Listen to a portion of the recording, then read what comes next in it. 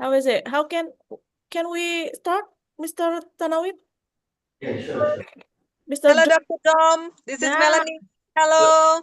that is Hello, Miss Putri. No. hi, Melanie. You are still driving. Yeah, no, I'm already parking now Oh, because I want to say hi to Dr. Dom. Hati-hati parking, hati-hati parking. hati-hati. Yeah, yeah, I'm already parked here. How are you doing, Dr. Dom? Busy today. Just finished the meeting this morning, and now, yeah, the Yeah. end from Indonesia. I just missed. I never been to. When was that last time? 2 years ago, 3 years ago, right? Well, last year, Here, doctor, last last year. year, yeah, last Only. year, and then and the year before. So this is the third time The you third time. to Yeah. our summer course. I know because I'm a participant too, Mr. Dom. Yeah. Putri was your student 2 years ago, ya Put ya. Yeah. Yeah, All I, right, I all was right. I was there with my student in your campus for 3 years ago, right? I'm not sure. Yeah, yeah. You were invited by the Faculty of Economics and Management, eh, Doc? Yeah. Yeah. Good, All right? right. Okay. All right, Doc. Thank you so much for your contribution for this summer course. I leave you with Putri, ya, Doc, ya. Dr. Tanawit, please. Actually, your voice is like an echo. It's quite apa ini? Menggema ya apa, Mbak? Echoing, right? Echo, yeah, Yeah, echoing. echoing. It's like echoing. Perhaps you can try to move to the the microphone. Perhaps I wish that. What should I do with this room is not I use this room first time and Hmm, it's still echoing. Still like a far. I can hear you very clear. I can hear you, but it's quite far, kind of like that. Okay, let me move the microphone. Maybe you can move to the microphone. Hello, can you hear now? Yeah, it's much better. Okay, Okay. let me try to start. Okay, guys. Okay, Assalamualaikum warahmatullahi wabarakatuh. Good morning, ladies and gentlemen. Even it's afternoon in Indonesia, I will still say good morning to cheer you up. And welcome to today's summer course session. I'm Naraini Putri. You can call me Miss Putri or Putri, and it's my pleasure to chef you as moderator for this engaging session on ecotourism's interconnected impact on food security, comparing Thailand, Switzerland, and Brazil. And today's topic is especially relevant as it intersects two pressing global concerns, the sustainability of food system and the environment and socioeconomic implication of tourism. Ecotourism is often seen as a tool for conservation and local development, but how it impacts food availability, access, and resilience, especially across diverse national context. How is it? And Mr. Dom come for it. And to help us to explore this complex connection, we are honored to have Dr. Tanawit Bunsit, or known as Dr. Dom, as experiences researcher and lecturer from Taksin University, Thailand. And his work focuses on sustainable tourism, environmental policy, and rural development. He will guide us in comparing how ecotourism practices affect food security in three very, very different countries: Thailand, Switzerland, and Brazil.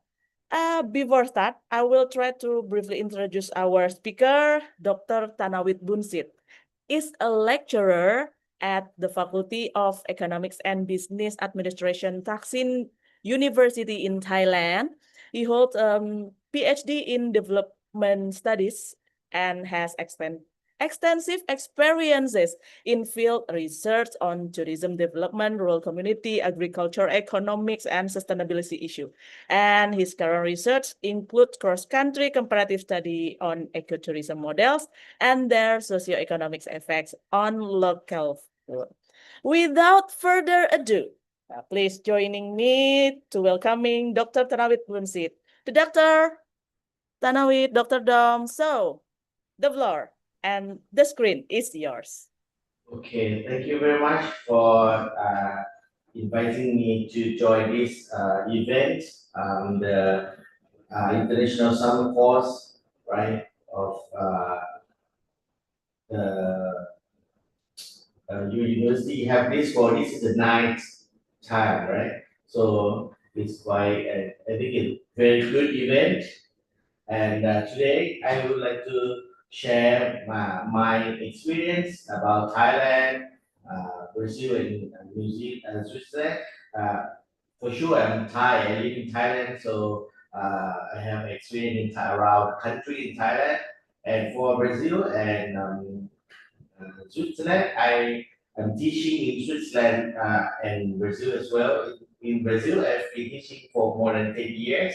I go back and forth because we have a collaboration with the Brazilian University in southwest of Brazil and in Switzerland as well, in different universities.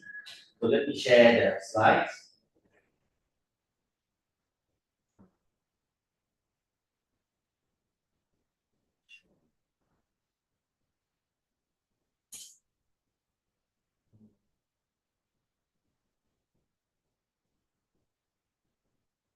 So share slide.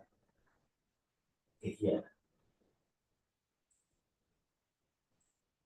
Okay, can you see me? The slide. Okay, so at the moment we have lots of policies for Thailand about the ecotourism in Thailand. So first of all, I want you to see this, and I have some questions for you to share your experience as well. So this is some pictures of tourism in Thailand, ecotourism. So if you come to Thailand in a moment, you will see this kind of places in Thailand. So there are lots of.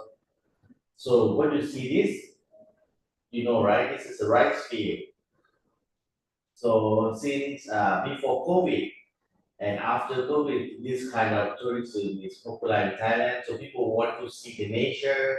They want to go to eat and to drink, have some coffee in the middle of rice field or some natural place, right?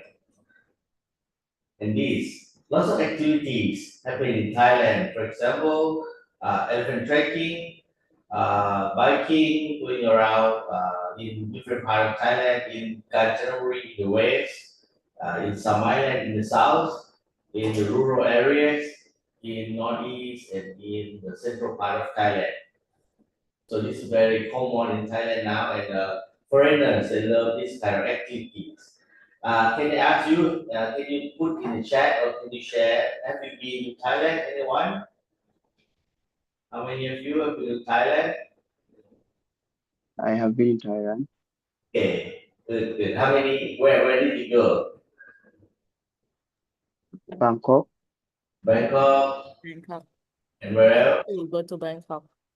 Bangkok, Only Bangkok. Bangkok. You know, even Bangkok nowadays, you go to coffee shop, they're gonna do lots of coffee in very nice nature, lots of trees and lots of the market and floating market. So it's not really, it's very easy to find this kind of ecotourism around the country. Even the biking, people like to go biking around along the river, Chapia River. Anyone else have been to Thailand? Have you heard the news? Now we are in a fight, a war with Cambodia. Oh, it's quite sad, but I hope this situation is going to be go back to normal soon. But at the moment, right now, it's still fighting, shooting between Thailand and Cambodia.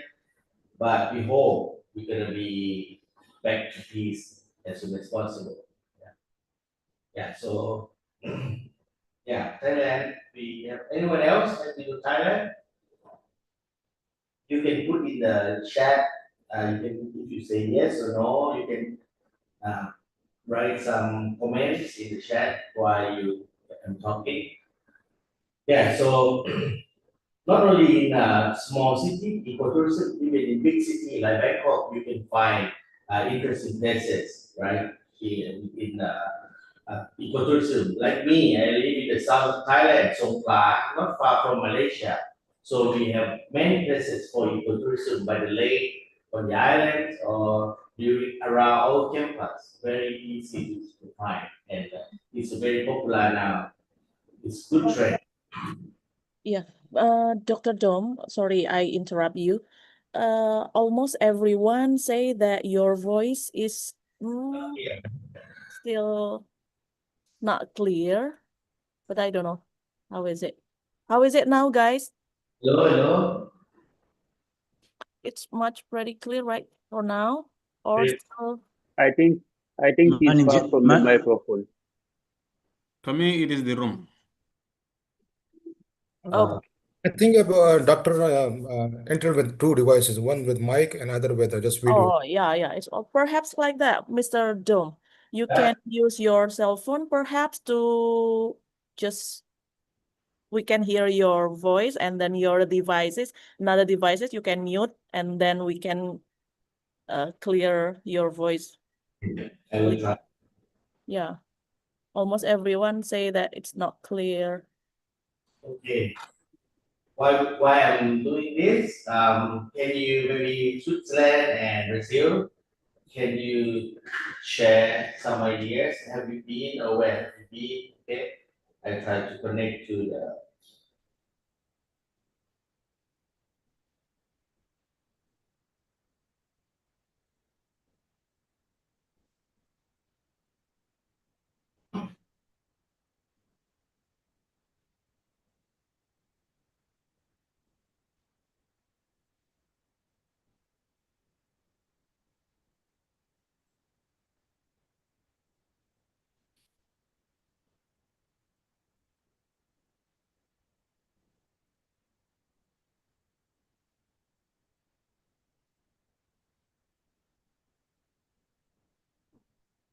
Oh, perhaps because you have like a closed room.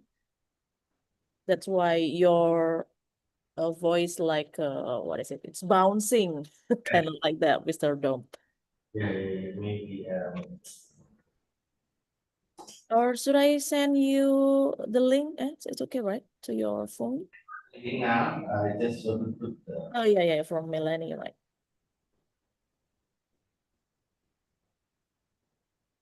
Sorry, everyone.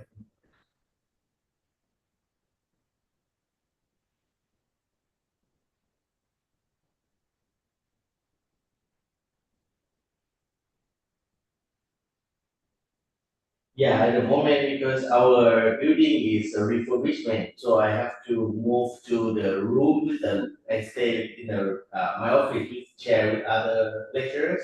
So I Yeah. in that room, so I need to use another room. This room will. No. It's okay, no problem. We can wait for you because we want to hear you clearly. Have you?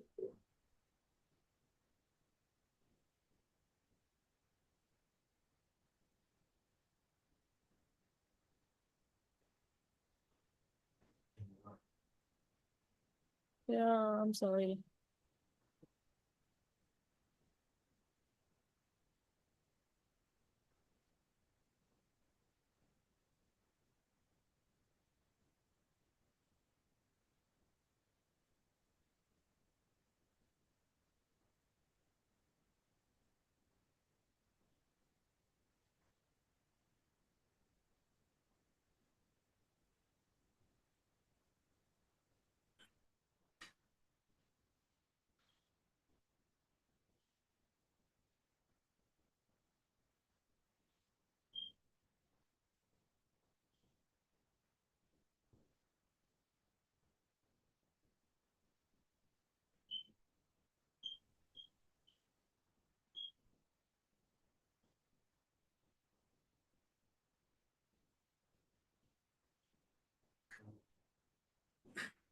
No, so what the problem now is echoing, right?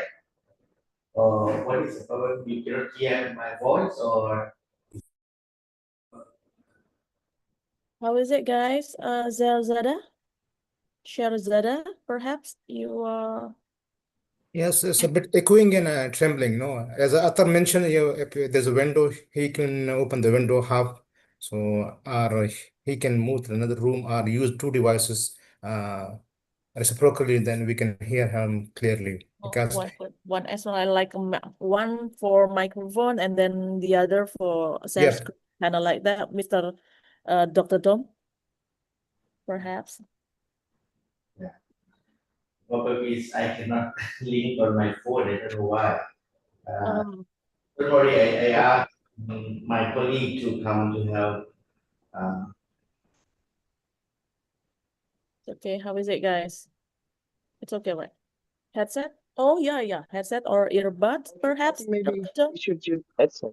It may be easy. Yeah. it's a good option. Yeah, headset or buds. Yes, okay.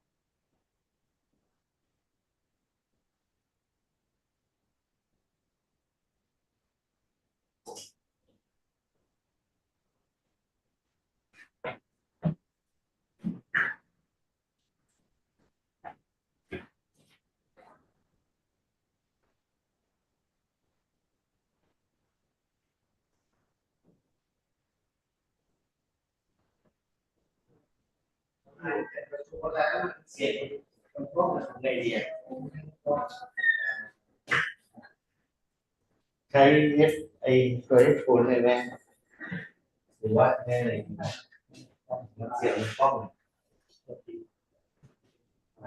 này.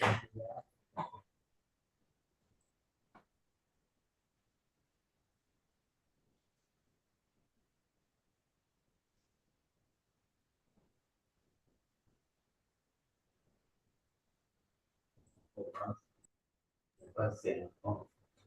Đây tôi gọi là này, tôi gọi là như này. Cho nên cái này là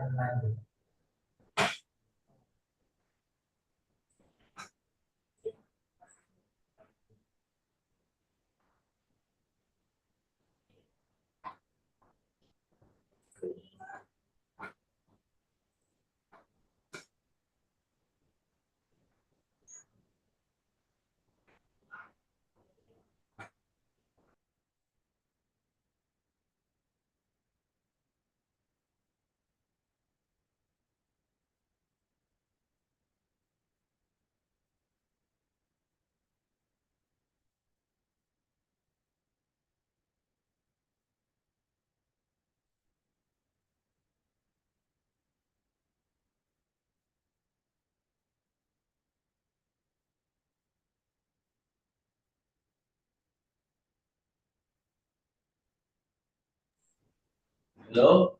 Yeah. How is it, guys? Is it better now? Much better, I think, right? Yes, it's slightly better. Yeah. It's better. we can manage. Okay. Better, or if it's going back to the situation before, maybe I can change headset forหูฟังเลยนะครับ Okay, so let's continue. Okay.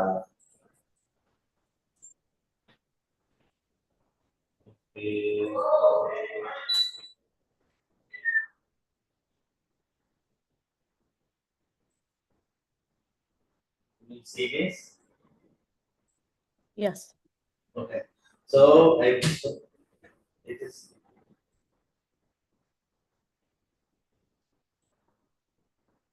Okay, so for Thailand, yeah, like I told you that there are many places in Thailand. We have 77 provinces. So all provinces now, because of the policy for the government, so ecotourism is the main, uh, like to increase our income. About 30% of income of Thailand is from tourism. So it's a big proportion of our GDP is from tourism.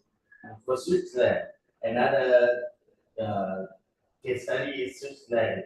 Here, ecotourism is the main type of tourism as well because the beauty of the nature in the landscape, the tree, the nature of Switzerland is very still. If you go everywhere, it's very beautiful.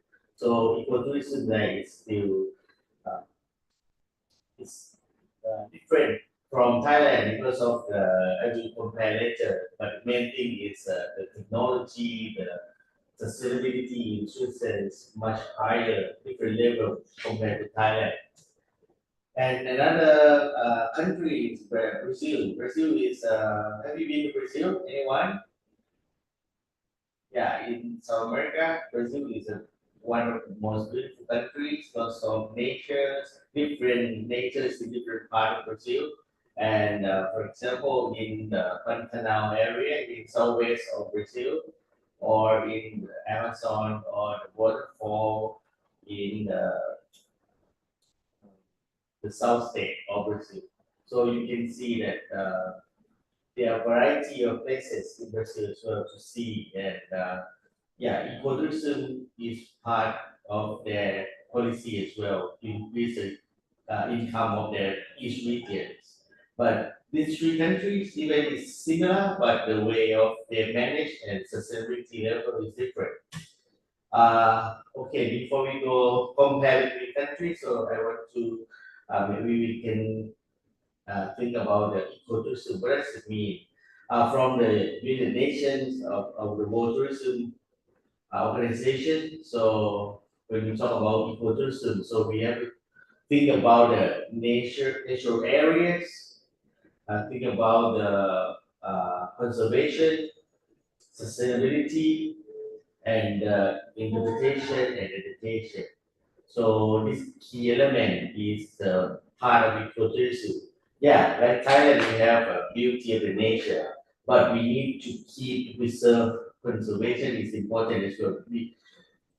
In the past, before COVID, we don't really care that much about conservation, not like in Switzerland.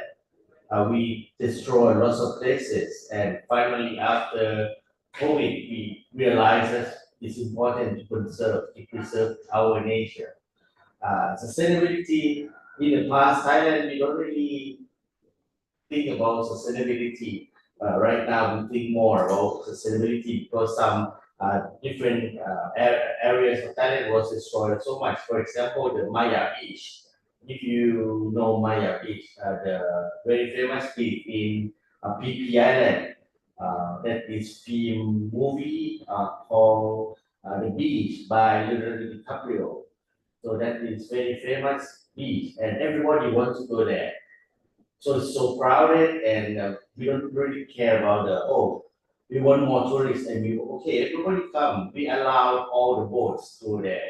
We allow all tourists to go there. Finally, lots of coral reefs, lots of the fish and everything is destroyed a lot. So we have to stop tourists to go, and we have to close that beach for a couple of years, and finally it's back to normal now. The coral reefs coming back, the fish coming back. And another part of ecotourism is we need to do the education part. So we need to give information, we have to make local people to learn about how to preserve how important of ecosystem, ecotourism. So this four element is very important for ecotourism. And if you compare the meaning of ecotourism to other meanings, so it's quite similar. So you need to conserve the area, natural resources, and to give knowledge, give the people to concern to care about the nature, right? Okay, when we the summary of ecosystem compared with three countries. So we have Thailand, Switzerland, and Brazil. The natural resources is all the three countries rich in the beauty of nature.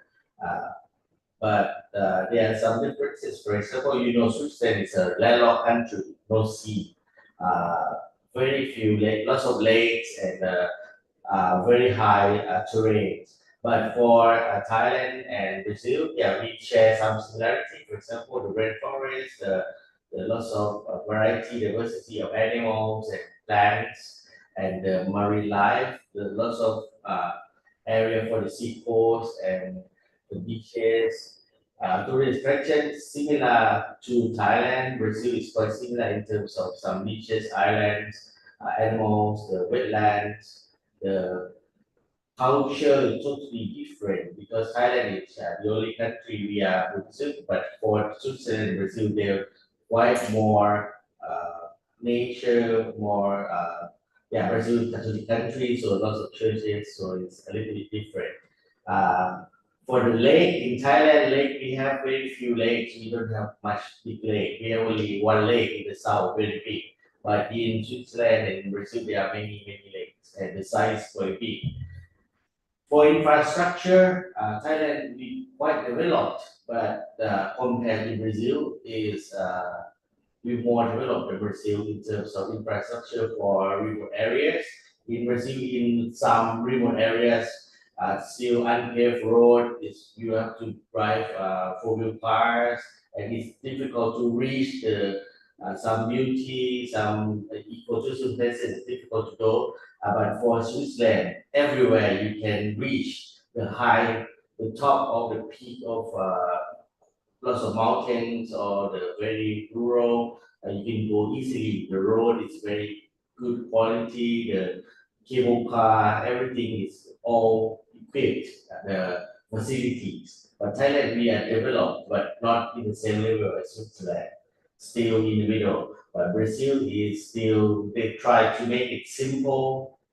They don't want to destroy the nature.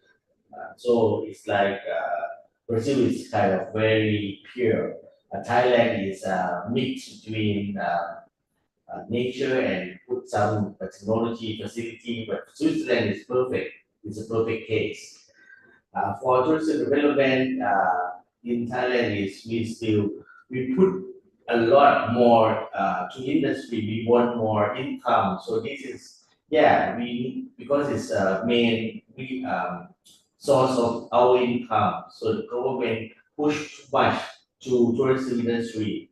So this is quite dangerous because this is not sustainable in the long run because you need just more money, just want to get lots of tourists, but you don't really care that much about the way you do.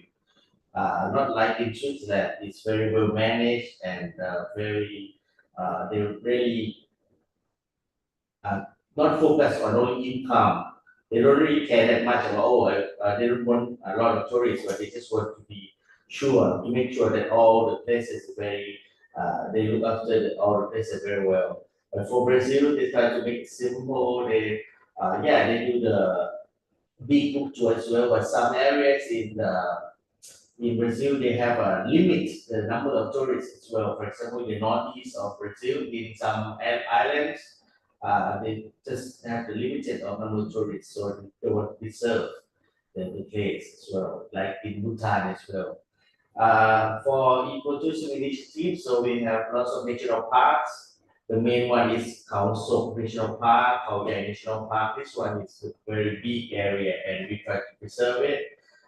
In Switzerland, they just focus all the places. They need everything is sustainable practice. But in Thailand, we not really more that practical. We just need more income. But for Brazil, now focus more on preservation. They try to do very, very little. They don't touch the nature very as they don't want to do that much about the improvement. They just want to keep it simple and pure.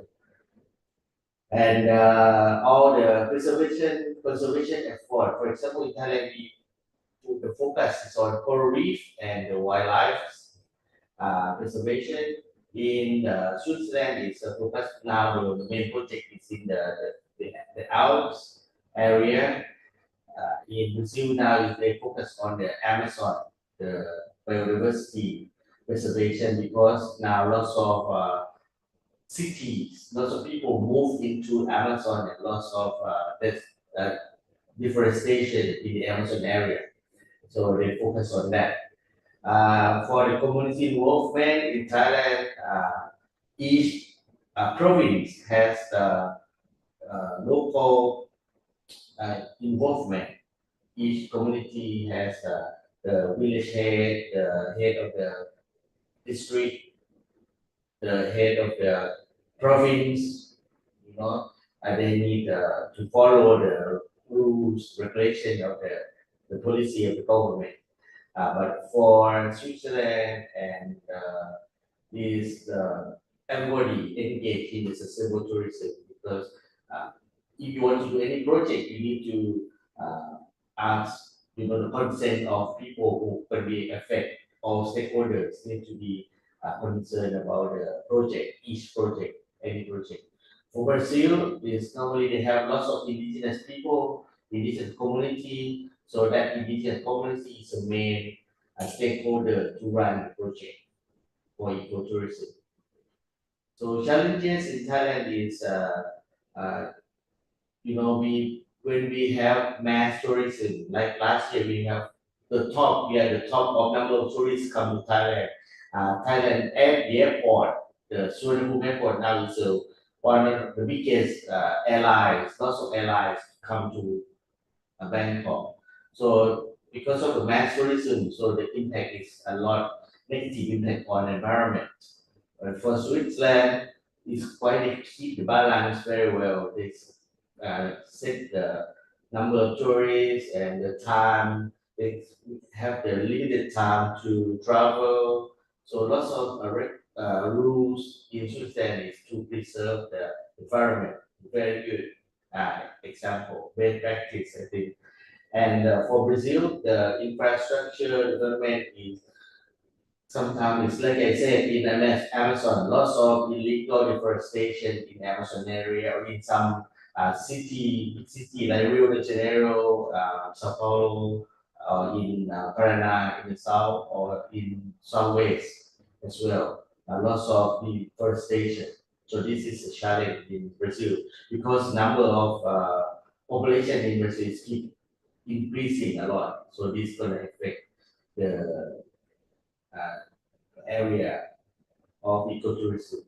For the policy in Thailand, yes, in Thailand, in Switzerland, in Brazil, all they support the sustainable tourism, but in Thailand is kind of still the policy, but not really in practice. So the governments we need more support from the government budget or the real practice. But for Switzerland, they're very strict already. They're strict. They have rules and protection. The regulation is very strict. In Brazil, is there are lots of initiatives, lots of programs to protect the Amazon, the rainforest, the nature, but still in some area, there's still lots of people, they don't follow the rules. So this is another problem for especially indigenous people. So for example, here is just an example of Thai ecotourism like in Thailand. If you go to Thailand, you can see this kind of very popular ecotourism, for example, wildlife viewing, community-based tourism, so you can stay homestay, stay with local people, learn about their culture, learn about food, Thai culture, adventure, ecotourism. Then you go hiking, kayaking, rafting, educational tours in Chiang Mai, in the north of Thailand, or go to some beautiful islands in the south. In Switzerland, normally people go to enjoy the nature, so they go to stay in some eco lodges, some to retreat, to relax, to see the nature, trekking, adventure like trekking, walking, hiking in the mountain. Like last year, I went to the area in the central part of Switzerland. I took some two students as well to Switzerland, so uh, my students enjoy so much about the hiking in some city in central and the south of Switzerland. And cultural heritage, yes, lots of many places, old architecture, old villages. For example, Appenzell in the east of country near the border to Germany. This is very beautiful, and then you can go and see the culture, enjoy the beer production there. In Brazil, yeah, lots of wildlife in Amazon area for sure. Community-based tourism, adventure, and educational tour is around the country based on they normally people like to go to the park, the wildlife, to see the wildlife with beautiful birds and beautiful animals, fish in the Pantanal wetland area or the Amazon, the rainforest area, or the rafting, waterfall. There are lots of waterfalls in the mountains. So this is the main ecotourism in Brazil. So another part, now let's go to another part that we're gonna link to ecotourism is about our society is changing so much. So from society 1.0, so in the past we are close to nature, and after that we try to change the nature to the second level is agriculture, and the third level we try to do more, produce more industry. And after that, we want to connect to the world. We want information society. We have lots of technology very advanced. We have internet, we have AI. We can connect to people around the world. So the world is changing so much. And now at the moment, society number 5 at the moment is we have different very advanced technology. We have big data of our customer. We have big data. We use AI to communicate, to produce lots of information, lots of solution for what we want. So our society is changing so much. We do everything so fast. Like for example, when I teach my students, I ask them questions, they can answer quickly.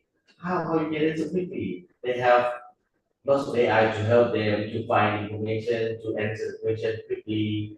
So, so society shapes so much. The tourists, they can find information online quickly. They want to go to Thailand. They just ask AI, okay, I want to go to Indonesia 10 days. Can you make a plan for me? How can I go from Italy to Switzerland? And can you make a list of where I want to go? I want to go to ecotourism place in Java Island where I should go in 10 days.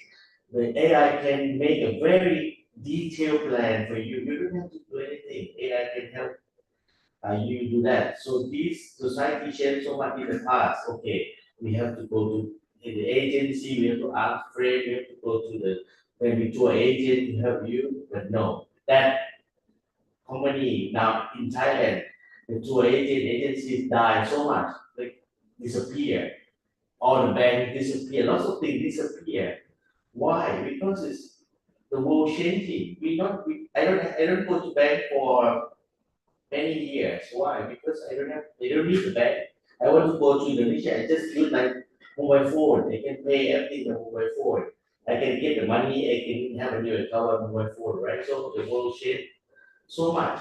So this is going to lead to ecotourism as well, because at the moment people want comfort. We want to do everything fun, easy. We want high quality of life. We want to do something fun, lively. We don't want to go to class, boring class anymore. When I teach my students, if I talk too much, they say, "Oh, stop! I don't want anymore." No, no, no. Let's play game. Okay, let's do some Kahoot game, or let's go out. So I cannot just sit in the class and talk to them for 2 hours, 3 hours anymore. So I have to take them outside class. When we have ecotourism class, I will take them to the waterfall, I will take them to the rural, the village, to the island near our campus. We have an island, so we go to the island, we go to the beach, and we learn there. And we can use mobile phone to have some game, activity, live together. So this is what people now, society 5.0, they want this. To change, right? From the past, changing from agriculture industry, heavy industry, and to now we have everything in our head quickly. We have information. We need money. We in a capitalism, right? So it's changing so much, and we want to save the environment as well. We have lots of goals, SDGs. So what we're gonna do?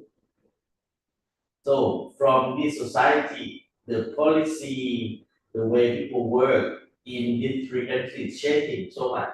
Like in Thailand now, it's all changing. I will not talk in detail, but I just show you this the summary. And the slide I will just forward to you later. I will send you a slide and you can see and compare.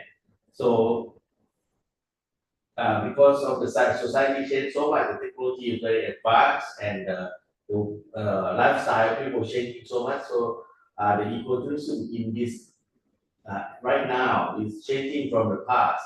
It's not like you go to the island and you want to see the nature, the beauty of the islands. No, it's Thai people don't want to do that at the moment. They want to go to the island, they want to take photos, and they want to upload, send to Instagram and share with their friends, and they don't care about the travel agent anymore. They just plan by themselves. They don't need a guide. They can speak using the apps to talk to local people.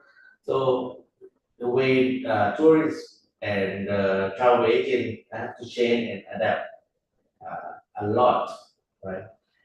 Like for example, in Brazil, when I want to go to Brazil, I need to learn a little bit about Portuguese because in some area they don't speak English. But at the moment, no, they have the apps, the link to you can talk to them using the mobile phone, and some of them can speak English maybe much better than me. So very in some area it's very easy to travel now in Brazil.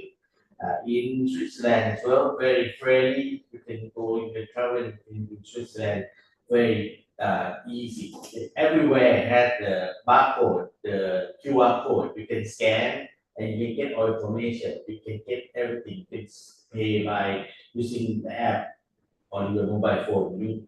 You have only mobile phone. You can go like that. You can use for the tram, for the buses, for everything in Thailand as well at the moment. We gonna change. I think in the next couple of years, we're not gonna get the cash anymore. So we use just scan on the phone. Even in the local market, the floating market, very small market in rural areas, all the old ladies, everybody has QR code. Okay, you want to pay? Scan here, scan here. So now it's changing so much, right? And for the government, the policy, the government try to support, but at the moment now in Thailand, we have lots of trouble. The government has trouble so much, this government, because of the kind of not transparent, the problem of the prime minister as well, the about corruption case and about the link between the Prime Minister and her ex-Prime Minister, her father, to the Hun Sen, the leader of Cambodia. So they have a side of scandal and the conflict between two countries. So now the government stopped. They didn't do anything on the policy. The government supported initiative is gone. So it's very bad time of our policy now in Thailand. But for Switzerland, they works very well. The green tourism, very green and advanced tourism, ecotourism, friendly in tourism in Switzerland, and they even keep improving infrastructure more and more. They're not non-stop improving. Every year I go to Switzerland to work to teach there. I see the development every single year. You go, for example, you go to Geneva the first time they studied, you come the second year, oh, change again. They change the route, they change the way of the transport, everything. But for Brazil, yeah, they try to promote this, but still, the problem between the conflict between the indigenous people and the government and some, you know, they don't. I think the way the government have to give more information to local people about how important of the environment, how to preserve it, keep the balance between the economy, growing economy, and to preserve the environment. This is very challenging for Brazil, but they are working on that. But for Thailand, this time is very we are in the middle. We stop. We not successful in this policy. Yeah, we have policy, but we need to go forward, move forward. So in conclusion is, I think these three cases I want to show you, share to you. The best practice is Switzerland because they preserve environment very well. They provide ecotourism with high technology, very luxury, very good quality in ecotourism, and with the for the suitable for people in this generation, in this society 5.0. The government, the place, they try to provide comfortable comfort, the convenient for tourists. So tourists can go to Sweden easier, very easy to go to the nature. And even, I think in the past, in the future, going to be even better and easier. So, but in Thailand, yeah, we try. We have all the resources, we have all the equipment, we have all the policy, but still, at this time we have challenges a lot. So we have to maybe after a couple of months and when everything we solve this problem, the conflicts, and we can go further. And we need the people who know this care about this, and we put more policy in our national plan. But for Brazil is just I think the way to do is to communication to make people in the indigenous local people to understand and to understand the government policy why we have to do this, why we have to preserve this forest area. Because people they don't see the importance. They say, I don't care about the trees. I want some money. I don't have a place to live. So they have to go to, I need some land. So that's why it's kind of, they don't really understand what is going on because they want to live just day by day. So the government needs to help them first in terms of the basic needs, and then try to make them understand the importance of ecotourism about the sustainability. So in the framework of Society 5.0, the three country, what we have to do and apply to your country as well. I think people in this tourism business need to understand that we have the same goal that we need sustainability, right? The final goal is SDG, but we need to facilitate our customer, facilitate tourists. So we need them to enjoy the ecotourism more, so get easier, and but keep the balance between economy and environment and balance more society as well. So I'm not sure. Can you maybe share your idea around what you think about your country, and if you compare your country to Thailand, Switzerland, Brazil, you think your country is similar to which case, or maybe your case is more extreme or different? Maybe you can share that what about in Indonesia, or maybe what should the government do to promote the producing in your country, and what is the impact to you? Maybe let's share. I want to say not too much now. I want you to share in your case, or country you can share about Indonesia. So compared to the three in Indonesia, you think which one that is close to which one? Okay, thank you, Dr. Dom. That was very insightful presentation and for in Indonesia. But before I try to answer your question, perhaps there are some participants want to share about their country, perhaps, or any question, guys? Yeah, Dotto. I want to hear from you. I want to hear from your country, because everybody come from different countries, right? Lots of countries, I Yeah, guess. yeah, yeah. They from Okay. Dotto. I think you can hear me now, right? Yeah, yeah, I can hear you, Dotto. Okay. Thank you so much, actually, presenter for today. I think it's very nice presentation regarding to the ecotourism.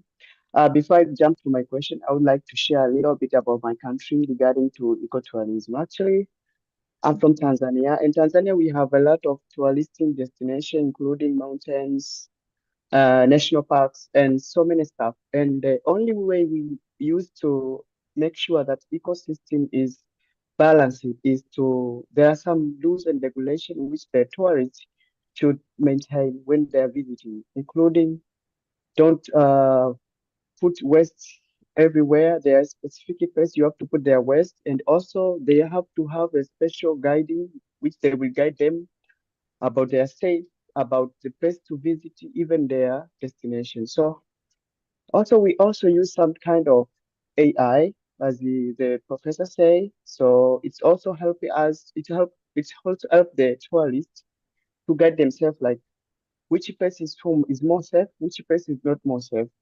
So it's like that. So it's like similar but different. So let me back to my question. My question is, you are speaking regarding to the ecotourism, which is really interesting, but I didn't hear anything regarding to the food security. So could you please make a connection between the how this ecosystem should be matched with food security in term I mean in the case study of Brazil, Thailand, and what country? Brazil, Thailand, and Switzerland. And my second question is about,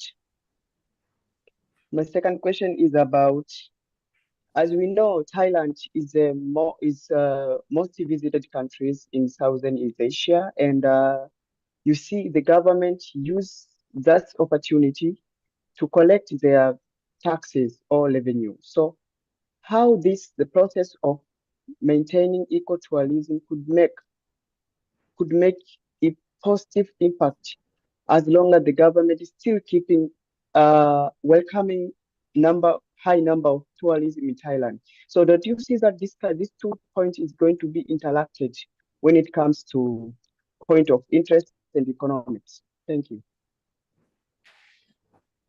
Okay.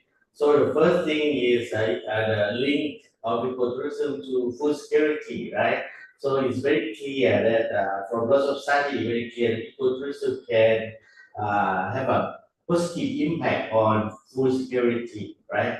For example, in Thailand, it's very clear we have lots of study, lots of theories about uh, the sales. We have the theory from all the previous king, the King Rama IX, of the uh, sufficiency economy.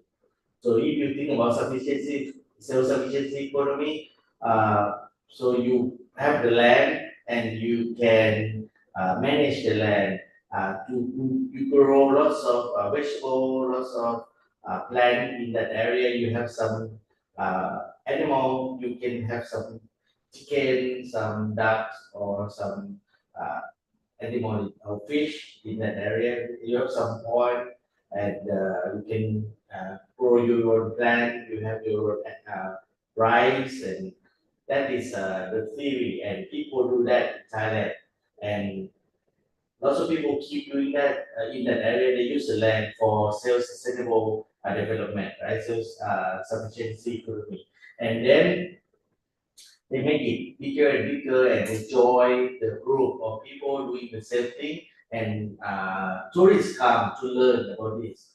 So yeah, you can share this idea, this information to the tourists. Tourists can learn from you, and then you can have enough food for yourself. And if you have a lot of food, a lot of products you can sell, you can export as well.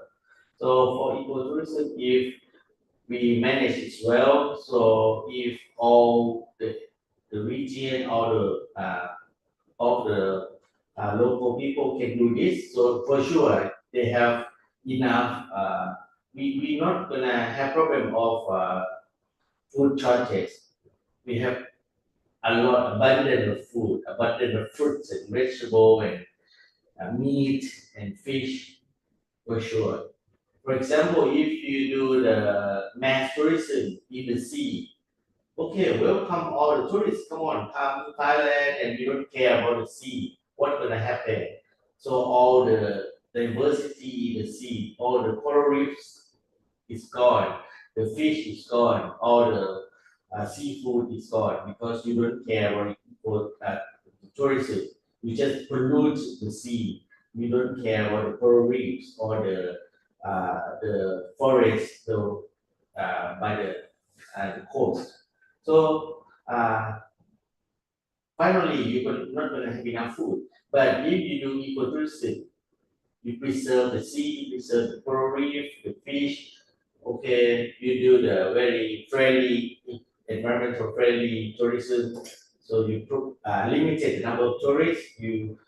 So for sure, the fish is there, the seafood is going to be forever. It's sustainable. So for sure that ecotourism is going to be a positive impact on food security forever in the long run. In Switzerland, no problem. They provide this already. They have all kind of regulation, and people follow that. People are very strict about that. But for Brazil, still like go back to the same what I said. In Brazil, they don't have the land for their own. They have to invade. They have to do the reforestation to get the land, or they just invade to the mountain or to some area, yeah, to get the land. So I think the government need to manage the kind of land management. Another question about tax. Yeah, tax is revenue of government. The government got the revenue from getting the tax. In Thailand, we have about 70 million people. Only 7 million pay tax. Lots of people, they just ignore, they want to pay tax.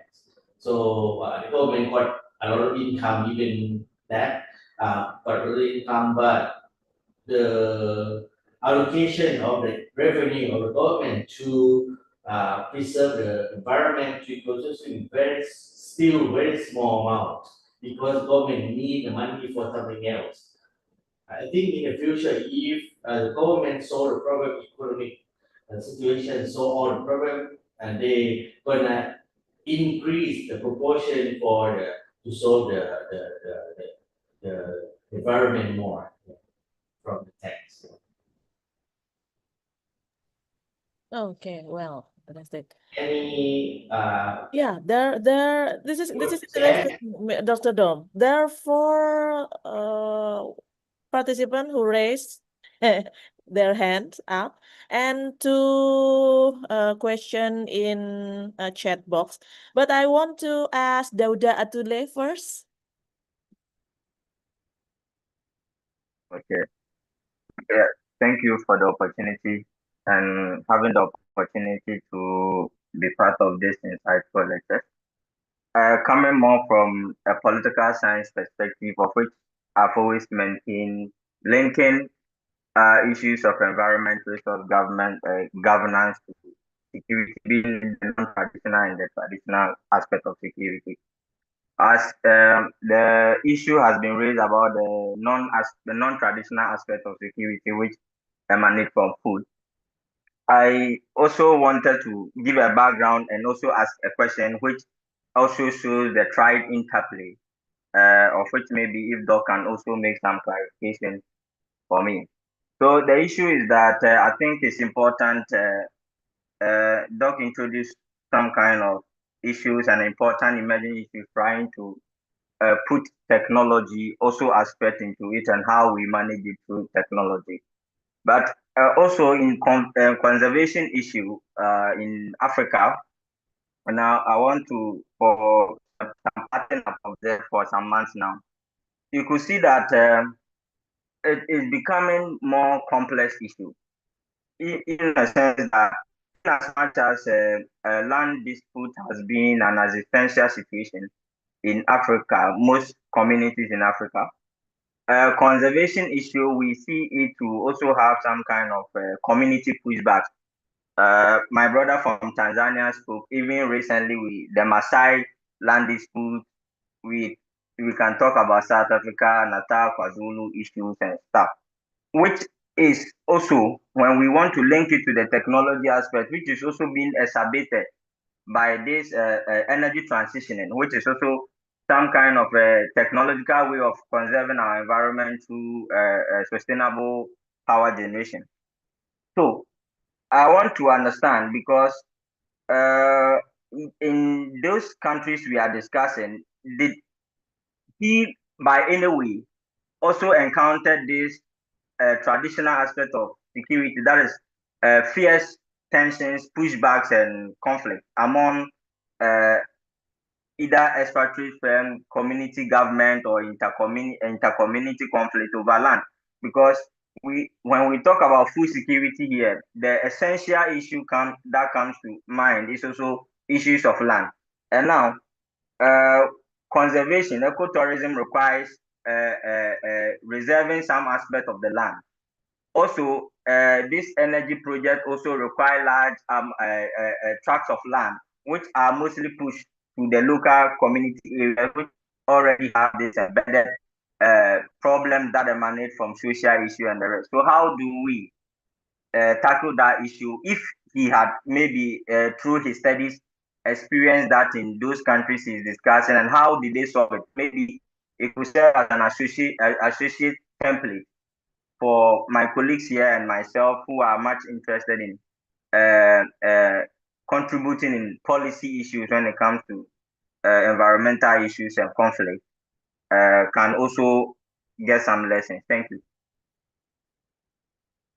Yeah, from your case study, Tanzania is another story. So what I share here is three case study, right? Thailand, Brazil, Switzerland, but it's not the good example, not the best example. Yeah, I said that Switzerland is a best practice. They have best practice, right? But it doesn't mean that oh we have to follow everybody have to follow Switzerland. No, we don't have to follow Switzerland. In your case, uh, you need I think the government need to see what we have to see that what resources you have and what we can preserve and what we're gonna do next, right? For example, your country, you have beautiful places for sure. You have the lake, you have the sea, right? Islands, but you don't need to follow the case of Switzerland, like, oh, high technology, you don't have to do that. First, because your country has lots of conflict, lots of problem, right, in the inside the country. So maybe the government need to solve the economic problem first, the local needs, the land management, and to help people in the basic need first. And then for the ecotourism, can do together. Can because all the government policy, you cannot do one policy at one time. The government needs to solve tackle all the problem at the same time, make different all dimension, education, about the land management, about the this inequality, the conflict between people, fighting, the corruption. They have to solve everything at the same time. And for sure, ecology you have to do as well. You cannot stop. We cannot stop looking after environment. So environment has to be one dimension as well, of the policy. But at the beginning, maybe like I told you earlier, the last question that you collect the money, 100 units, right? So you at the beginning maybe you spend lots of money, lots of revenue to economy, society, more. Environment maybe you just spend only 2%, maybe 1%, or even less than 1% for environment at the beginning, right? Because we are in the developing country, so we spend less to environment, and then when we solve tackle other problem and it's getting better, and then we can put more budget on environment, right? So for in your case, your country, maybe the Tanzania, you have to find what is your unique, what is the type of tourism, what is the best type of ecotourism for you. Maybe I never been to Tanzania. I really want to go to Tanzania, but I've never been there. But I know that maybe you have the beautiful lake. You can do the local eco travel in using that lake, and people in around there can benefit from the tourism. If it gonna create conflict or problem or destroy the environment, no, that project shouldn't be done. So you need to think about if you propose one project, it's gonna help people as well. If you can propose one project and can solve the problem of local problem and food security as well, it's good. For example, I can introduce you to do some plantation, some kind of agribusiness, agritourism around the lake, and then it's gonna increase the food for your local people as well, and then you grow some land and people can come and learn and see and do local travel like in Thailand, go to see how you grow rice, how you grow some plants, and then you can solve the economy problem, you can solve the food security problem, you can increase income from tourists as well. So this work, okay, continue. But if you, okay, let's do another project, let's make a big ship. You buy a big ship, very expensive ship and put in that lake. What's gonna happen? Oh, polluted and it's not gonna have any benefit to your local people, right? So this project will be no, will be not. So I think this come up with that. The people who have policymakers have to think about this, and maybe you have to ask local people as well. Local people need to help this, but sometimes I understand in developing countries, local people maybe they don't have the voice to raise, they cannot say anything. The people who have power, okay, I want this, I want that, and we gonna do this, we that.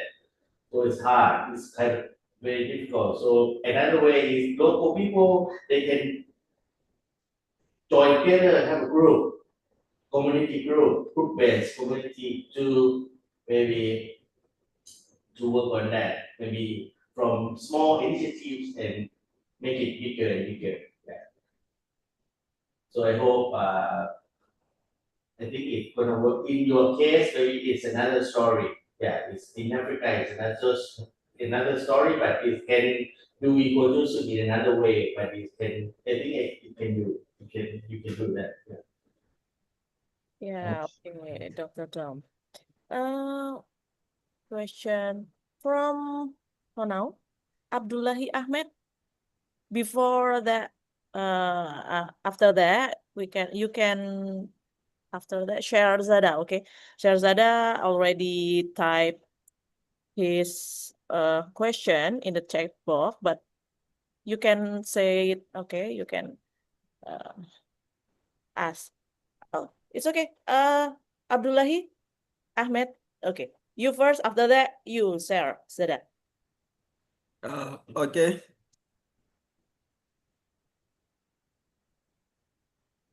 Yeah, Abdullahi. Okay. Thank you very much for this impactful lecture. My question is directly tied to the main issue of ecotourism and sustainable tourism, as the case may be. Tourism contributes over 8% to the global carbon emissions. It might be a small figure, but this is a very big figure, almost 3 times or more than 2 times the size of the Indonesia's carbon emissions. And then apart from that, also a major factor contributing to that rise in carbon emissions in the tourism industry is air transportation, which contributes more than 30% of that. And the main issue here is that most countries, for you to go for tourism, you need to travel.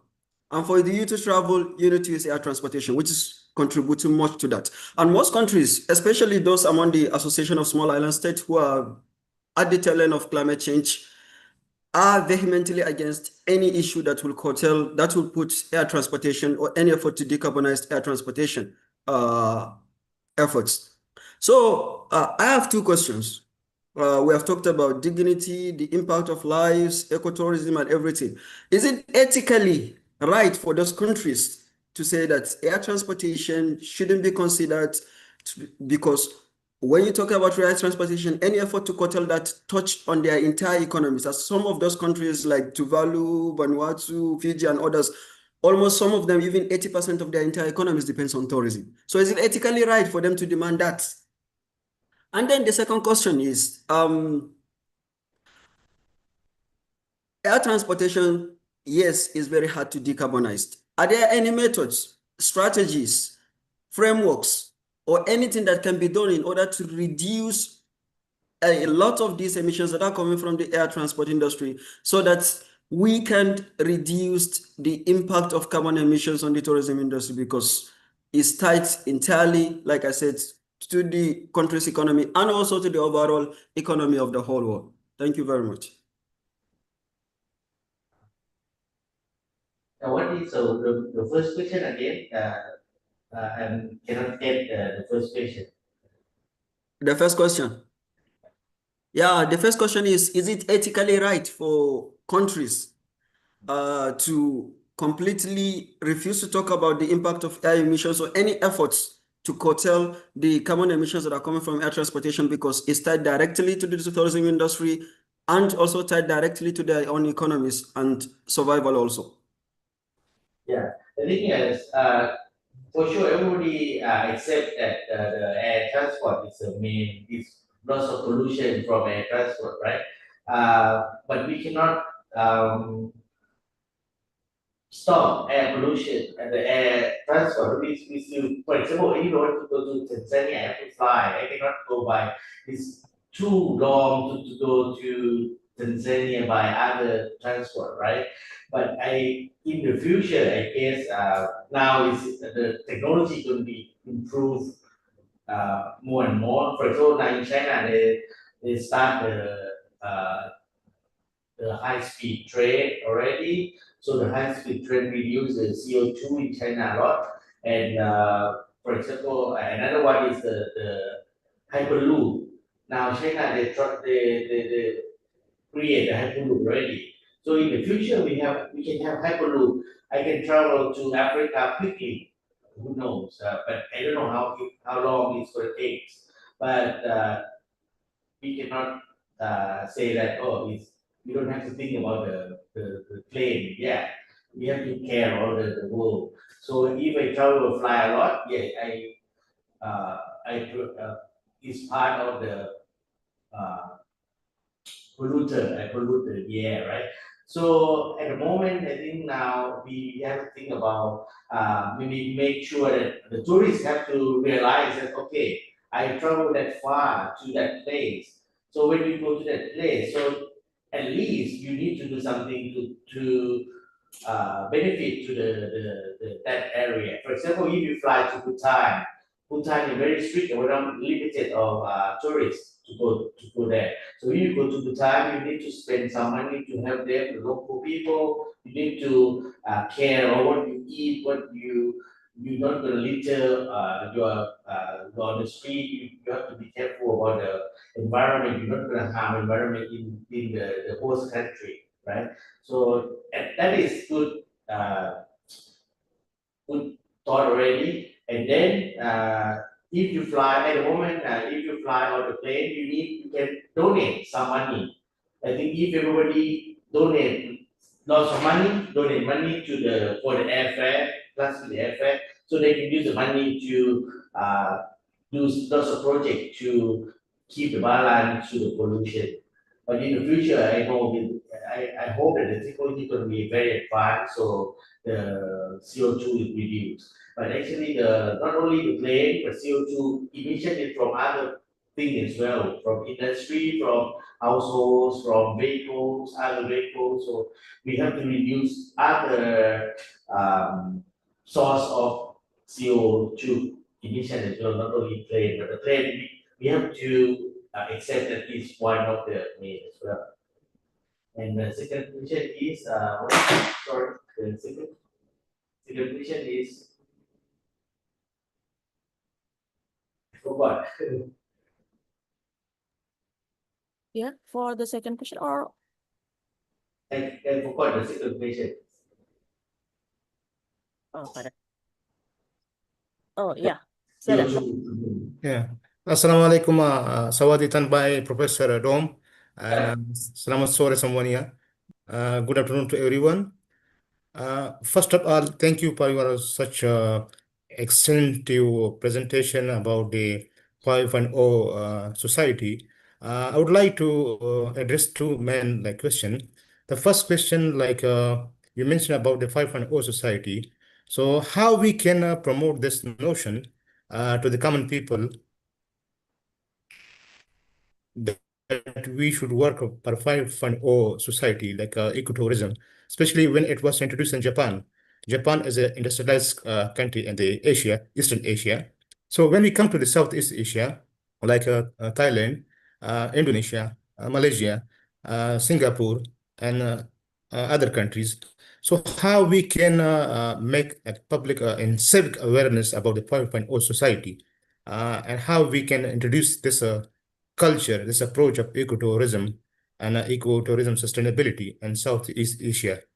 And the second question about the use of AI. So how AI can help us to protect and help us in conservation of our ecosystem, ecoculture. So these are the two simple questions. If you kindly shed light on this. For the first question is about awareness, right? It's very difficult to make people to aware of something, because if you teach in the class, they teach by student and they don't listen at the moment. They just want to play on my phone. They want to check their Instagram. They don't really care.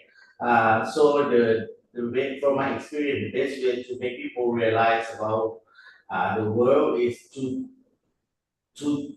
let them experience by themselves. So I will take my students to the rural community, take people to see this community, to see the real world, and they will realize what happened. Because if you sit in the class, they don't really care, they don't really know anything. Like, for example, people from the south, how we want people from the south of Thailand to understand the hard life in northeast of Thailand. So we bring some group of people in the south of Thailand to the northeast, and then see the people there they don't have water. They in the summer season they are drought, or they have to grow some more plants. So the way and they will feel, they realize something. They will see, experience, and they think of something to care about nature. So I think the best way is to let them experience of this or do some project to sharing, exchange, learning. This is very good.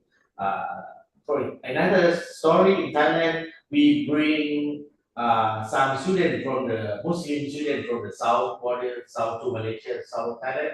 We brought them to the north of Thailand, and they learn about deforestation in the north of Thailand. So they realize, uh, no tree anymore. What happened to the trees? And when they go back to their homeland, their hometown, they grow trees, and they're very proud. They love the trees. We don't have to save that much. Okay. And the second question, what is the second question? AI, right?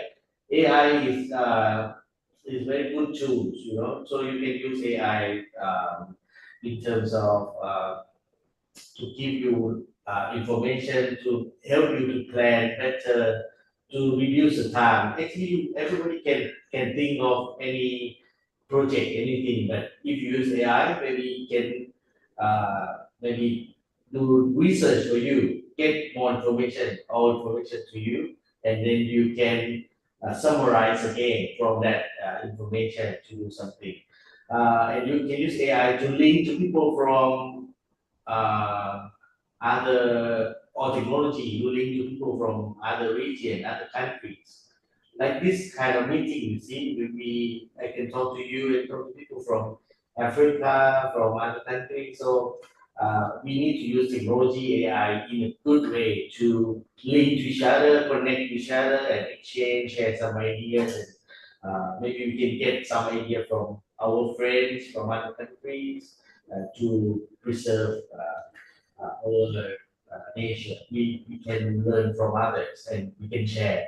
In the past, we don't have this kind of opportunity to talk to people from another side of the world. Now we have Instagram, we have social network, we have lots of tools, AI.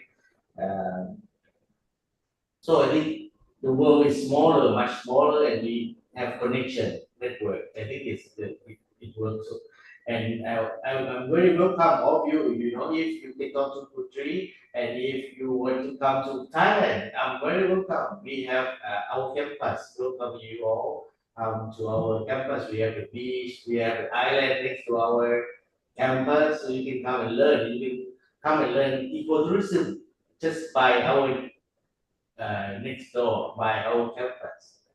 So that is income. Yeah. Can I ask one more question if you please allow me?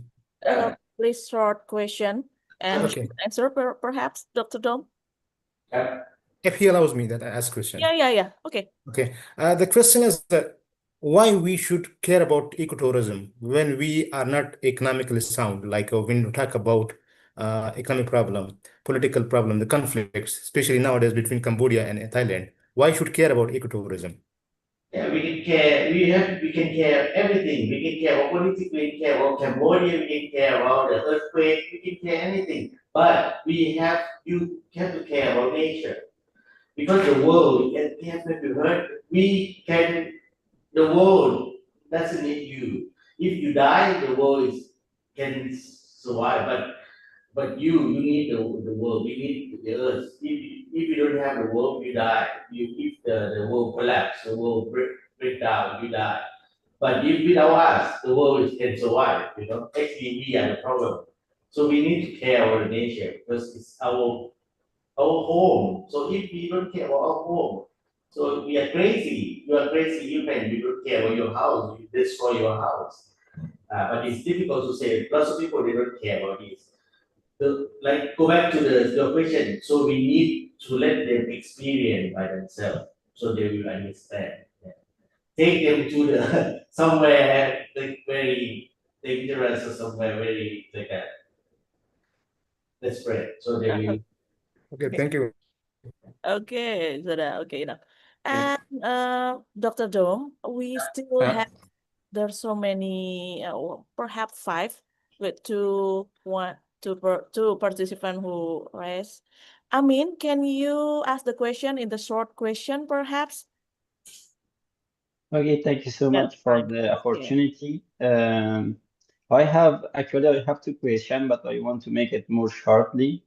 My first question is how these three countries like Thailand, Brazil, and Switzerland adapt their use of technology in ecotourism to fit their unique environmental and cultural context. And my second question is, what development or developing countries learn from their approach within the Society 5.0 framework? Just these two short questions. Thank you. Sorry, I didn't get the your question. Can you make it again, please? Sorry, Sorry, the second one or the first one? first one is uh, I didn't hear Uh, clearly. First one is Yeah, my second question is, what can developing nations or developing countries can learn from their approach, like their approach that use Thailand, Switzerland, and Brazil, how they can learn from their approach?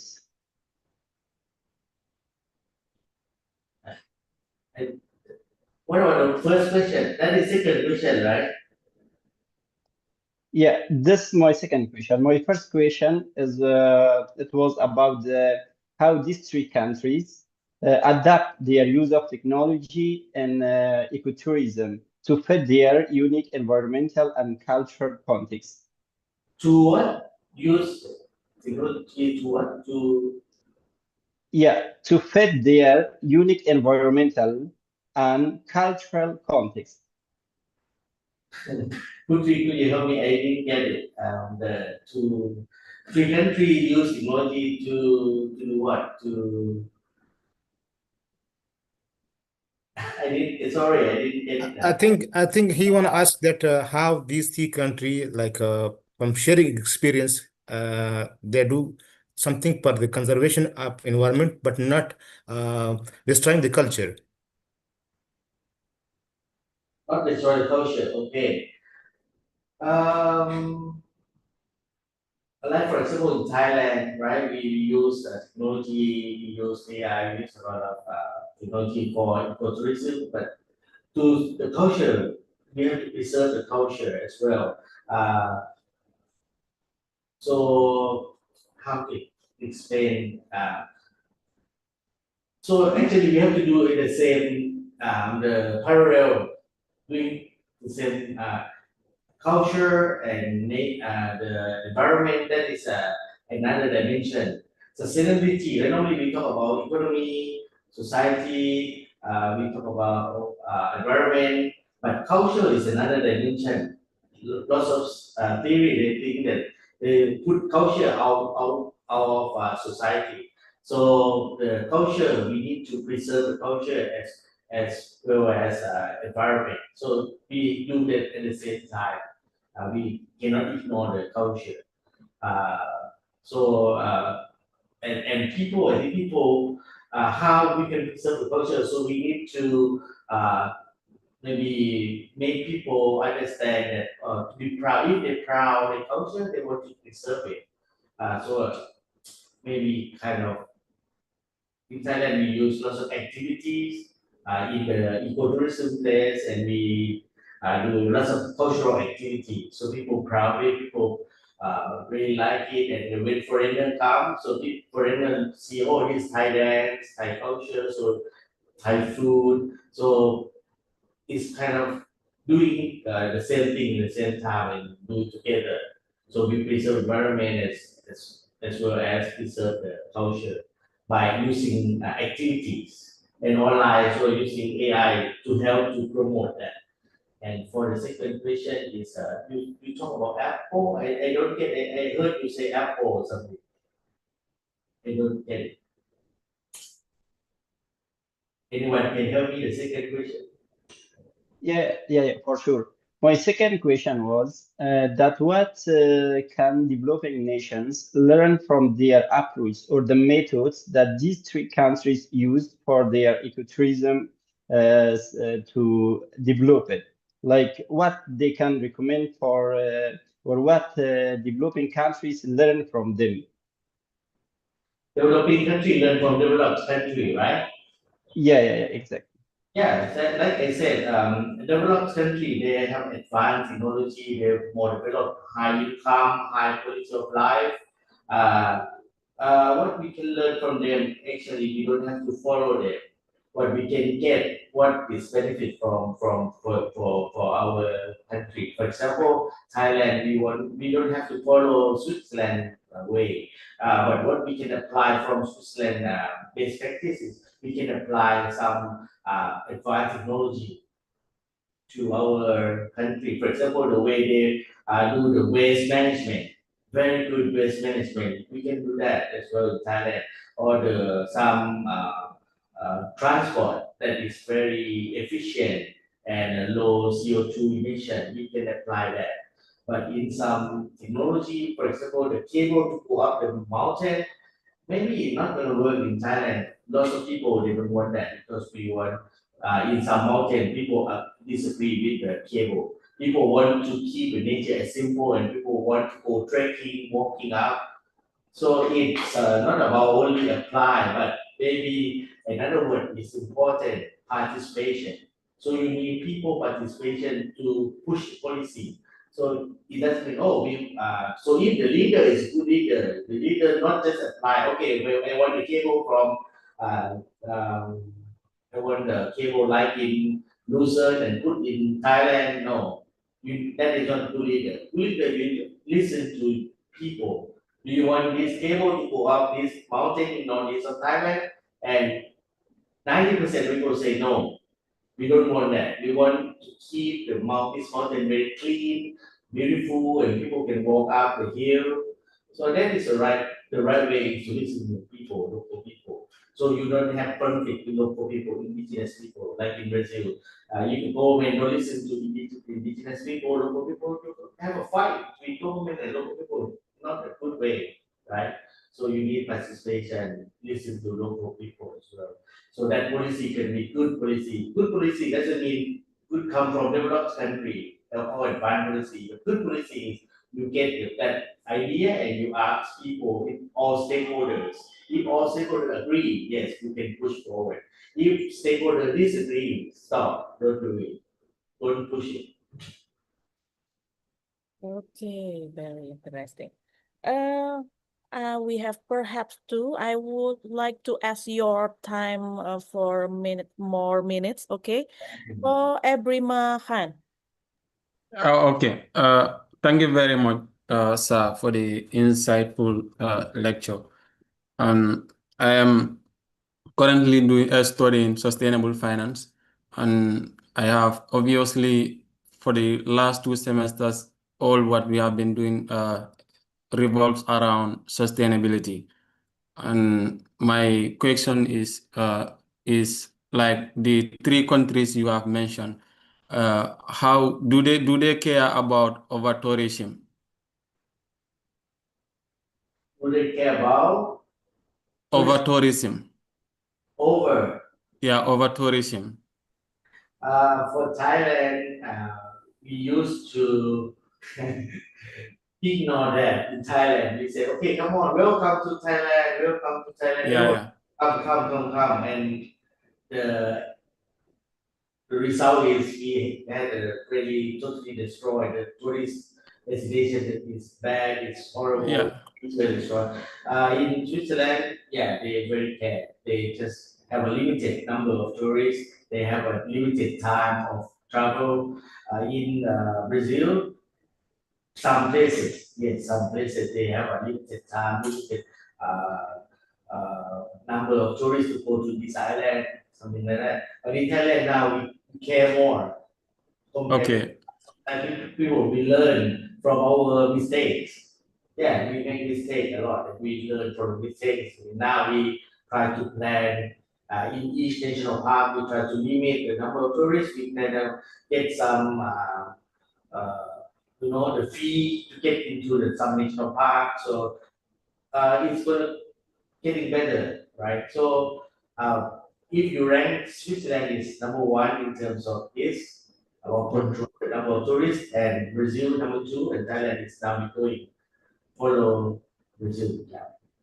And other country, I think, and the best country is Bhutan. I think Bhutan has a is very care. They're very strict about number of tourists to enter out their country. I have been to Bhutan once, but not for tourism. I've been there for teaching there. They are very strict. Even I want to go from this town to another town, I have to register to the police. Every time I go out of each city, I have to report to the police first to make sure that the road is not full of cars. So they protected the area very well. So that is a good example of Bhutan. You go and study about Bhutan, they very care about the number of tourists and they care about the local people. Very good example as well. Yeah. All right, thank you. Okay. Mr. Dom, Dr. Dom, I want to read the question from Atif. In Chernobyl, Ukraine, after nuclear power plant disaster, they leave the city as it is, and after sometimes wildlife thrive again. Even some of the plant adapted for radioactive, a whole ecosystem built up again. Can this be the solution to the sum of much congested, overpopulated, or urbanized cities? I don't know. What is your opinion? In opinion. I'm not sure I understand your question. So you mean that in Chernobyl, what is it? The question is. For that, perhaps Atif, do you want to ask in person?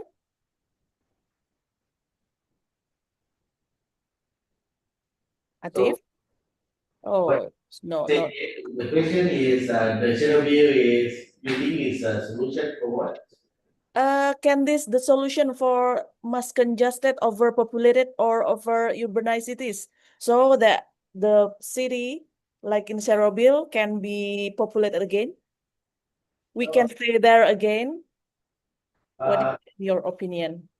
Yeah, it depends on the policy of the government as well. Because at the moment, Chernobyl, you can go, you can do tourism in Chernobyl. You can go and you can visit the machine and to get here is a high radioactive. This is very exciting for tourists to experience that radioactive level, right? But it depends on the government and depend on people. I think lots of people, maybe they worry about the health issue. So maybe they don't want to live there anymore. They want to live somewhere else.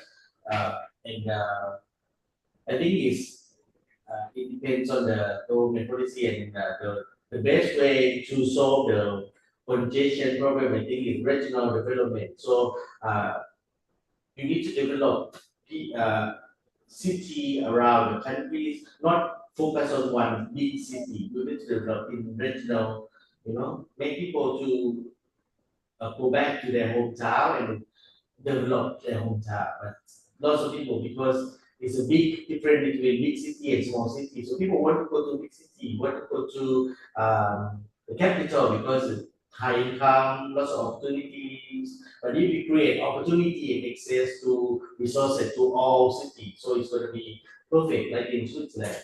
I talk about Switzerland again because they develop in Geneva, Lucerne, Zurich, everywhere is you can access to all resources. So people don't have to go to Zurich or Bern, the capital, all the time. It just work anywhere in the city, in the country is fine. In developed country, normally like that. So it's kind of spread around. But it not going to be all the same case. Like in Japan, it's developed country, right? But people still want to work in Tokyo, Osaka. They want to go to big city. But the government try to push you, go back to Oita, where you from, go back to Kyushu, go back to your city. But people sometimes it's about the value of people in the society as well. They really want to be in big city, they want to be in that society, they like the lifestyle. So it's complex, it's not easy to solve. So yeah, regional development one is the first one government needs to do, but another thing is about society. So it's hard to change the attitude of people, the value of people. Maybe people, I don't know, like in Thailand, it changed a little bit. The people now don't want to live in Bangkok anymore. They want to go to hometown. But who knows? People still want big city. They want income. They want money. Yeah. Yeah, indeed. Yeah, Dr. Dom, perhaps our time is actually it's up, but can you or would you like to answer one more question from Amin? Amin, do you want to ask a question? Perhaps one question?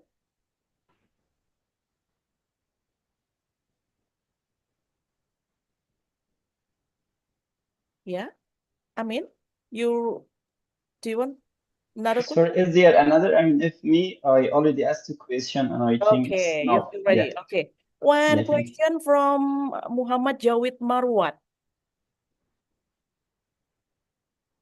Muhammad Jawid Marwat, do you want to ask yourself, dear?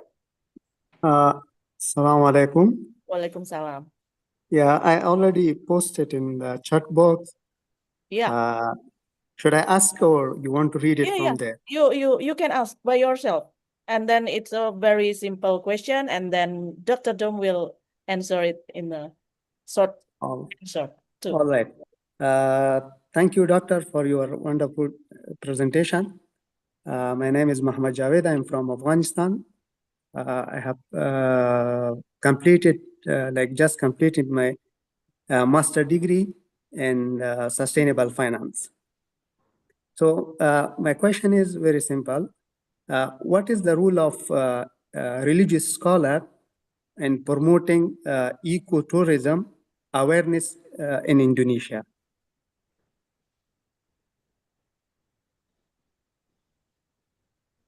Hello? Yeah. What is the suggestion in ecosystem in Indonesia? Sorry. Yeah, I want to know what is the role of a religious scholar to promote general awarenesses about ecotourism in Indonesia? What do you think? What role they can play to promote the general awareness? How to promote general awareness? Gender awareness of religious people, right? Yeah, yeah. I think it's a very hard question because I don't know in Indonesia. I have been to Indonesia many times, but I just this is very hard because how to promote the gender awareness for me it's very difficult because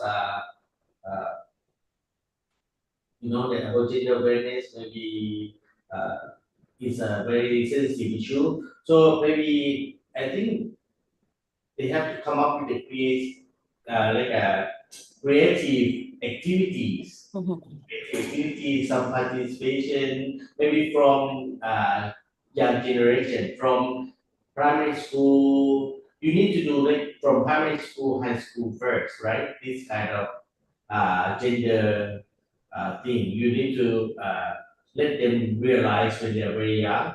Okay, so you do some creative activity, very friendly creative activities, and not only the most important people who can do this is family. Family is a very important, have a very important effect on on kids, So not only school, but the family need to help this kind of gender uh, as well. And another thing is the community. The community need to work with the school and to work with the family to come up with some creative activities. For example, like in Thailand, teachers and parents, they have to some meeting sometimes and meeting with the community as well to come up with some solution. So I think it's not only the role of one person, but the family, the school, and community need to work together and come up with some creative project. But I don't know in Indonesia, maybe you have already. Maybe you can help me because I'm not sure in Indonesia what you have any kind of project like this. Maybe it's hard, right? It's not great. Yeah. And We you, can join it. in the Yes. school, they separate their role. Okay, this is your, it's not my responsibility, it's your responsibility. And the parents say, oh, it's not my fault, it's the community, so this is the school, this is school, not for me. It's teacher is a, you do that, it's not my responsibility. I pay money for you already, teacher have to do it. So it's kind of blame each other. I don't know. What do you think? Portray yes. Yeah. Yeah. Thank you, Doctor. Should be like that. And my suggestion is we need to work together like a family, school, and community. Yeah. But it's hard. It's not easy. Yeah. Jawid, you are from UIII. Yeah, Like, yeah, I'm from that's U why. Triple I. Okay, triple I. That's Yeah. why he asked about in Indonesia. Perhaps you will have your, what is it, thesis? For Yeah, your... I have already defended my thesis. Oh, And okay. yeah, it's in the final process. Oh, okay.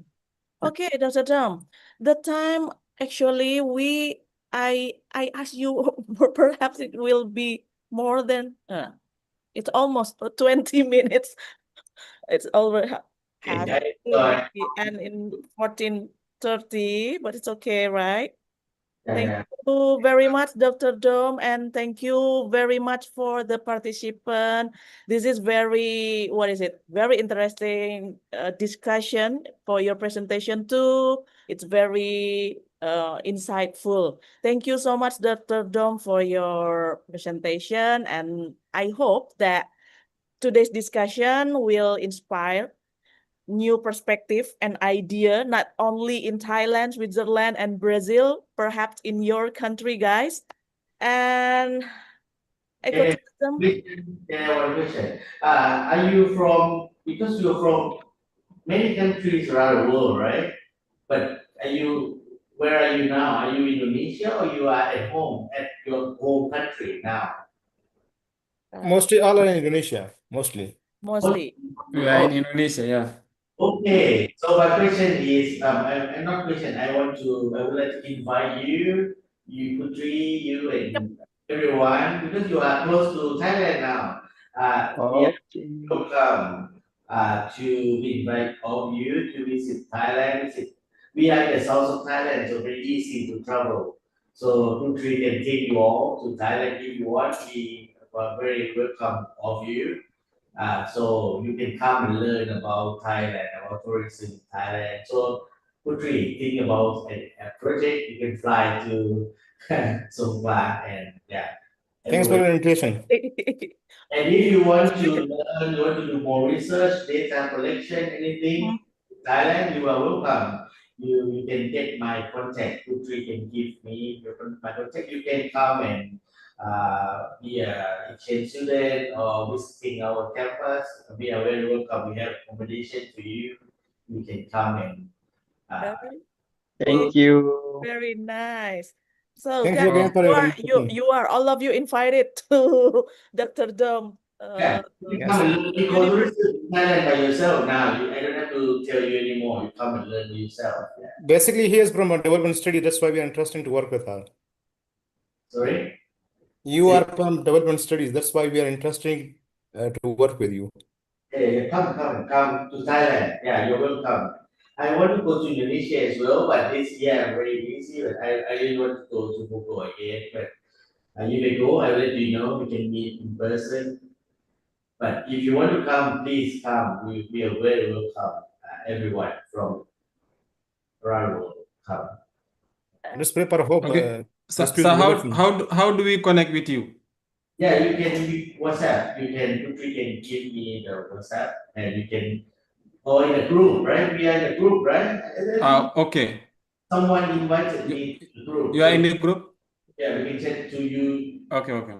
Not this one. No, not this group. So Putri, you can maybe give my WhatsApp to them, and they can. Yeah. I have your WhatsApp number, Dr. Tom.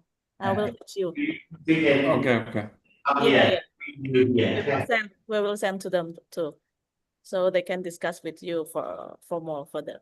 Yeah, sure. And Okay. I hope you can apply ecotourism to your research, your study, and apply to your maybe your life. It's gonna be perfect.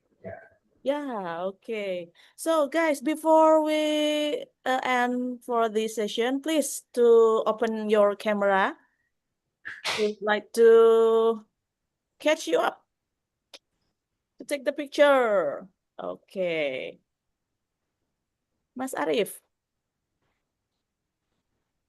Aba-abanya dari Mas Arif langsung. Boleh? Mas Arif. Oke, Mas Arifnya nggak ada. Baiklah. Kita, I will take one. Please give your smile. Okay, one. The first slide. And then the second. Okay, the third. Okay, done. It's done. Well, now the time is up. So don't forget for you guys to please fill the attendance list. For last, can you please give your round applause with your emoticon for Dr. Tanawit Bunsit? Okay, thank you very much. Thank you so much. Have a nice good day for everyone. Don't forget there's one more session right after